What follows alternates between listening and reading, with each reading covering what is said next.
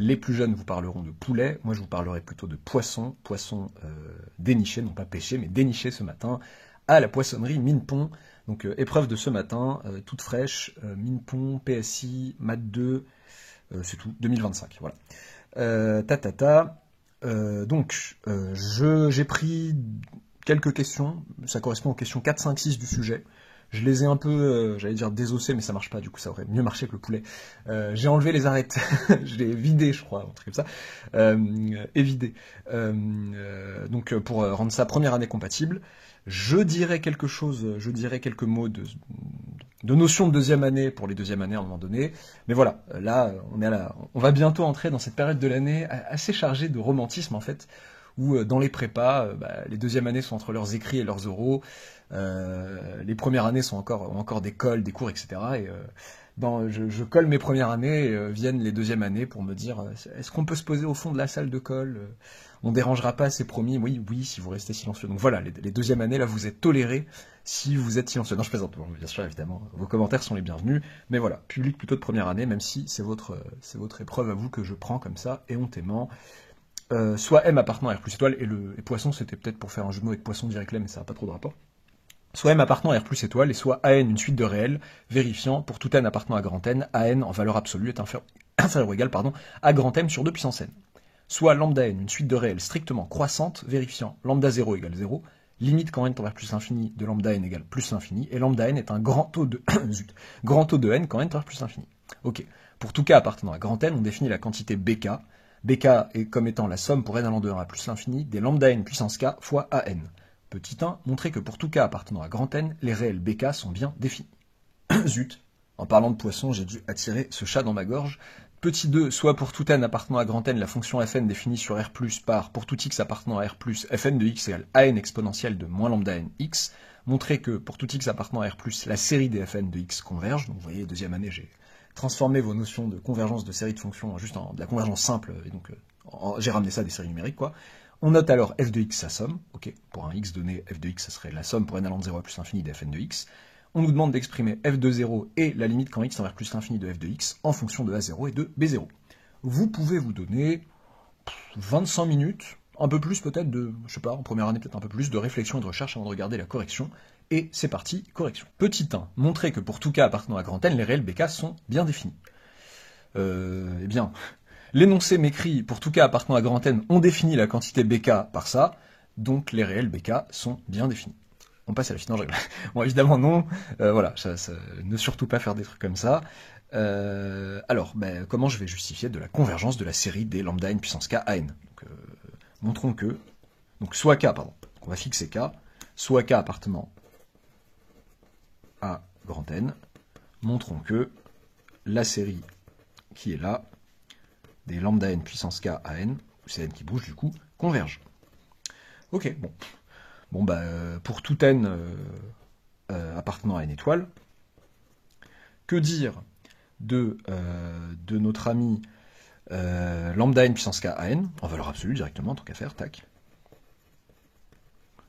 C'est positif, bon. Tout le monde est positif, si je dis pas de bêtises, oui, les lambda n sont positifs, les AN sont non, les AN c'est une suite de réels, j'ai rien dit, donc j'ai bien fait, donc c'est inférieur ou égal, tout ça est inférieur ou égal à, donc lambda n puissance K, en valeur absolue, donc lambda n puissance K, fois grand M sur 2 puissance N. Ok, bon. Et je sais que lambda n est un grand taux, je sais pas pourquoi je commence par grand taux, avec lambda n qui est égal, pardon, j'ai bugué, à grand taux de petit n, lorsque n tend à plus infini, c'est très laid, on va plutôt écrire avec lambda n égale, j'aime bien mettre lorsque n tend à plus infini en bas, même si tout le monde ne met pas forcément quand le contexte est clair, lambda n est un grand taux de petit n, donc lambda n puissance k est un grand taux de petit n puissance k lorsque n tend à plus infini, aucun souci, le cas est fixé, donc la domination se fait toujours, le quotient de ça par ça, je peux le faire parce que ça est non nul à partir d'un certain nombre. Donc le quotient de ça par ça est toujours borné, en valeur absolue, toujours borné, pardon. Donc si lambda n sur n, bon, je m'étale pas là-dessus, c'est assez simple de pouvoir faire ça avec k qui est un entier fixé ici. Ok, puis, du coup, si lui est inférieur ou égal à cette quantité, nous avons que lambda n puissance k à n est un grand taux, donc en valeur absolue ou pas d'ailleurs, est un grand O de n puissance k sur 2 puissance n. Le grand M, ne me dérange pas ici. La constante grand M ne me dérange pas. Ok. Il reste à expliquer que la série de termes général, ce truc, converge. Alors, de deux choses l'une. Ce dont je ne suis pas tout à fait certain au vu des programmes. Si vous avez immédiatement la croissance comparée, donc, normalement vous l'avez, mais je veux être sûr de moi. Donc je te proposerai une alternative aussi. Donc, et n puissance k sur 2 puissance n est un petit o de 1 sur n carré, par exemple, lorsque n tend vers plus l'infini. Pourquoi? Parce que n puissance k plus 2 sur 2 puissance n, une puissance de n sur une puissance de 2, sur une puissance de n'importe quel réel strictement plus grand que 1, et bien lorsque n tend vers plus l'infini, ça tend vers 0, par croissance comparée.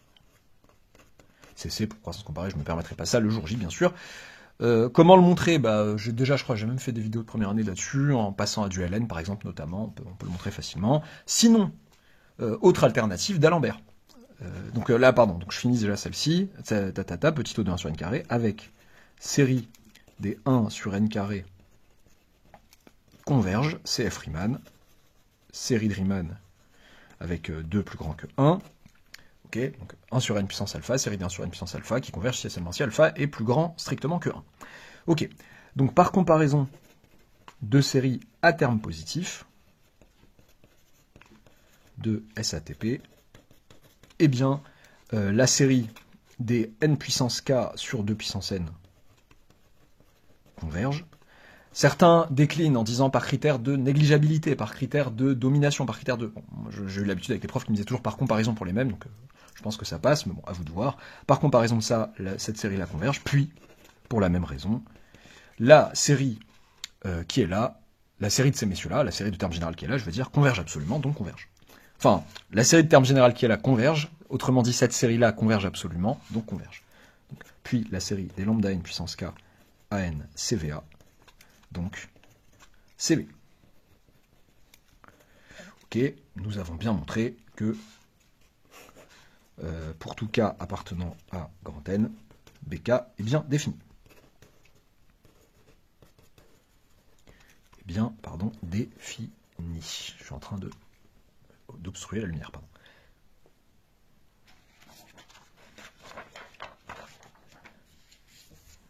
Ensuite, soit pour tout n appartenant à grand N, la fonction fn définie sur R+, par pour tout x appartenant à R+, fn de x égale cette chose. Montrer que pour tout x appartenant à R+, la série des fn de x converge. On note alors f de x, sa somme. Le sujet parlait, pour les deuxièmes années, de la convergence uniforme de cette série de fonctions, de la série des fn, donc pas des fn de x, mais de la série des fn sur R+. Alors, je vais en parler aussi pour les deuxièmes années, ça va être assez simple. On va faire un peu le même... suivre le même mécanisme que pour la convergence simple, en fait. Ici, dans ce cas précis, je vois. Alors, soit x appartenant à R+, donc là je parle de la convergence simple, là, je parle pour les premières années en tout cas, soit x appartenant à R+, eh bien, pour tout n appartenant à grand N, valeur absolue de fn de x, fn de x c'est qui? C'est an exponentielle de moins lambda nx. Moins lambda nx est négatif. Donc, je peux leur rappeler ici que moins lambda nx, pour tout n appartenant à grand N, moins lambda nx va être négatif ou nul. Donc exponentielle de moins lambda nx, si vous voulez, je détaille un peu à outrance, est inférieur ou égal à 1 par croissance de la fonction exponentielle sur R. Donc valeur absolue de fn de x va être inférieure ou égale à, donc puisque fn de x était an exponentielle de moins lambda x, à valeur absolue de an. Et valeur absolue de n est lui-même inférieure ou égale à m sur 2 puissance n. Donc, la série des m sur 2 puissance n converge, 0 même, converge, CF série géométrique. C'est ça qui me plaît aussi. Pour les premières années, là, on est en train de voir pas mal de séries, voilà, de séries de référence.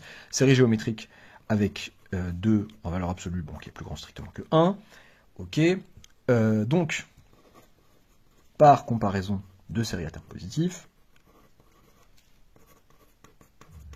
eh bien, la série des fn de x n supérieur ou égal à 0, CVA, donc CV. Ok. Alors, pour les deuxièmes années, il s'agissait de montrer la convergence uniforme de la série des fn sur R+. Là, j'ai tous les outils qu'il faut pour la convergence normale, en fait.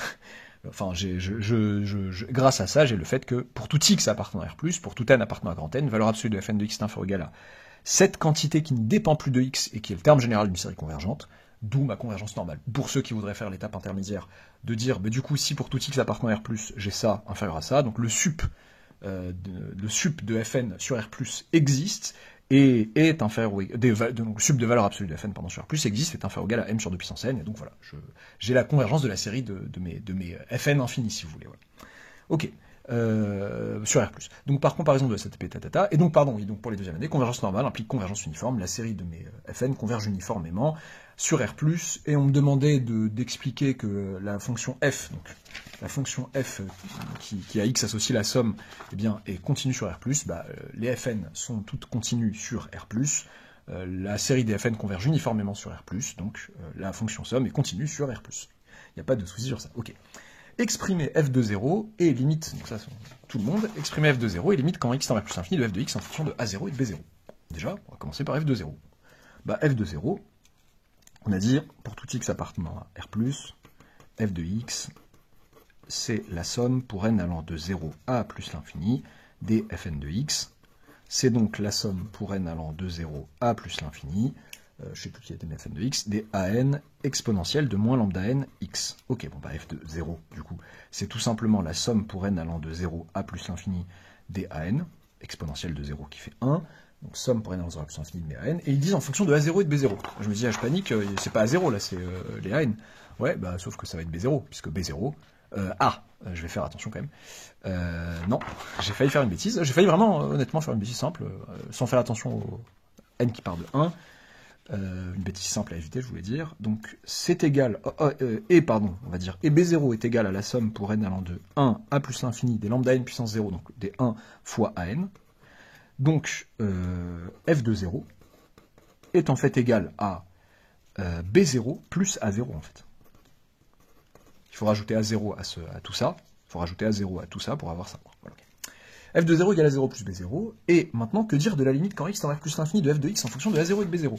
Les deuxièmes années, la limite quand x tend vers plus l'infini de f de x, donc vous avez besoin de savoir ce qui se passe quand x tend vers plus l'infini, on vous demande. On ne sait pas que cette limite existe a priori, là on va le savoir rapidement, limite quand x tend vers plus l'infini de la somme pour n allant de 0 à plus l'infini des an exponentielles de moins lambda nx.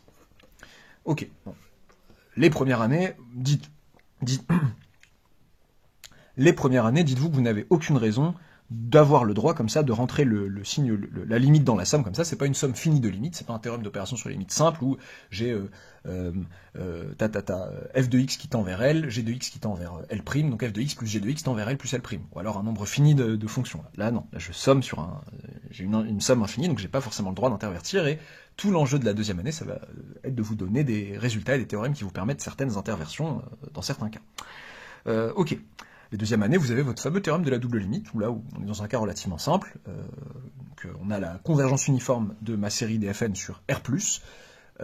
Chacun, donc, lorsque, donc là c'est pour les deuxième années rapidement, lorsque, donc, pour tout n supérieur ou égal à 1, eh bien la limite, quand x tend vers plus l'infini de an exponentielle de moins lambda nx, c'est tout simplement 0. Pourquoi? Parce que je rappelle que lambda n, on m'a dit qu'elle tendait vers plus l'infini.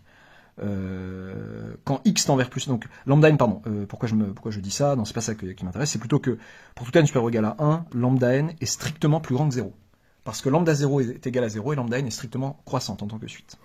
Donc, vous avez une quantité strictement négative ici, qui est fixée en l'occurrence, et je fais tendre x vers plus l'infini, tout ça va tendre vers 0 du coup, et du coup, limite quand x tend vers plus l'infini de ça égale 0. Et pour n égale 0, limite quand x tend vers plus l'infini de a0 exponentielle de 0, de exponentielle de moins lambda 0x. Qu'est-ce que je suis en train de faire? Oui, j'ai failli faire une bêtise, non, je sais pas pourquoi je disais de exponentielle moins lambda 0x. Bon, lambda 0, je me suis perdu. Lambda 0, c'est 0, donc ça c'est 1, et c'est égal à 0, tout simplement. Donc vous avez bien l'existence d'une limite pour tout n appartenant à grand N, une limite quand x tend vers plus l'infini de ce machin, que vous appelez dans votre théorème parfois Ln, donc Ln qui vaut 0 pour n supérieur ou égal à 1, et L indicienne, je parle, et Ln qui vaut A0 pour n égale 0.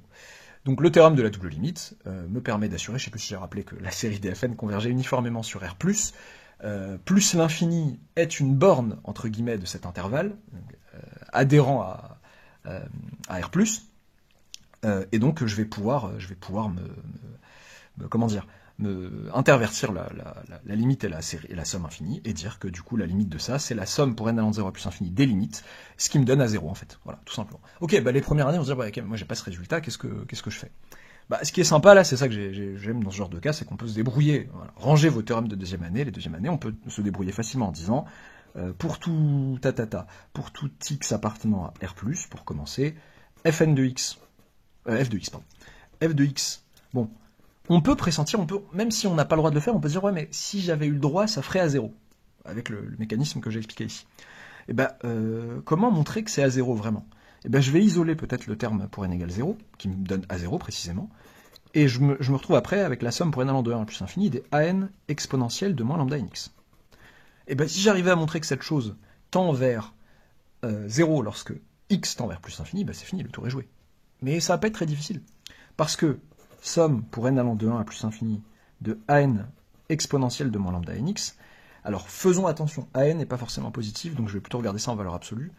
Petit coup d'inégalité triangulaire en expliquant bien, tac, donc je vais dire écoutez, an exponentielle de moins lambda nx, car donc inégalité triangulaire avec la série qui est là, qui est bien convergente. Je l'ai déjà établi au préalable, ça. Alors, je ne l'ai pas dit tel quel, hein, en réalité, car la série, ça revient à des arguments de tout à l'heure, c'est ça que je veux dire. Car la série des valeurs absolues de n converge, par comparaison de SATP, voilà, je me permets d'être un peu plus nonchalant, une fois que j'ai bien expliqué à mon correcteur juste avant que je m'étais bien débrouillé, que j'avais bien détaillé le truc. Très bien, donc c'est ça, attention, inégalité triangulaire pour les séries. Votre série converge, là c'est la somme d'une série convergente, tant mieux pour vous. Vous regardez en valeur absolue, vous dites que c'est inférieur ou égal à la somme des valeurs absolues. Et ben pour peu que la série qui était convergente ne soit pas forcément absolument convergente, vous êtes mal barré.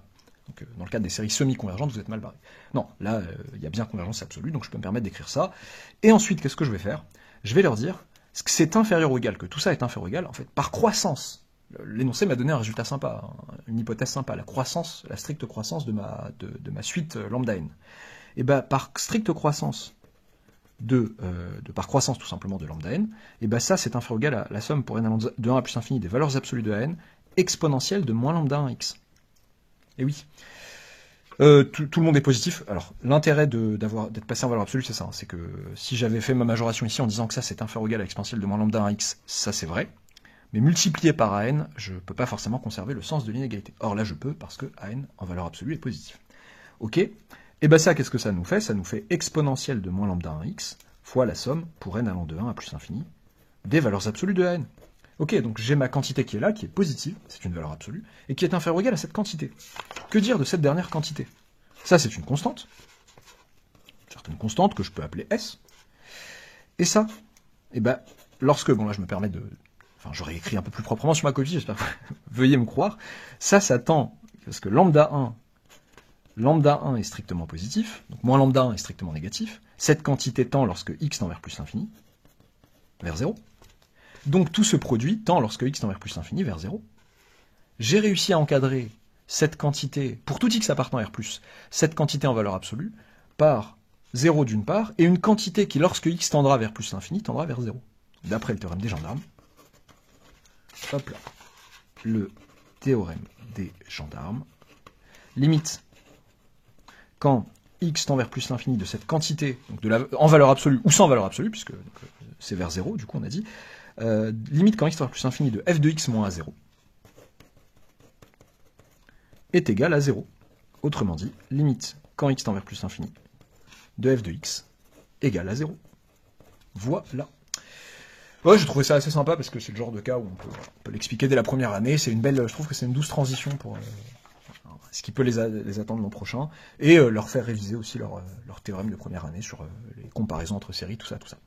J'espère que ça vous aura plu. Je sais pas pourquoi il n'y a plus la feuille. N'oubliez pas de vous abonner, tant pis. N'oubliez pas de vous abonner si ce n'est pas encore fait, d'activer la petite cloche de notification et à bientôt pour une nouvelle vidéo.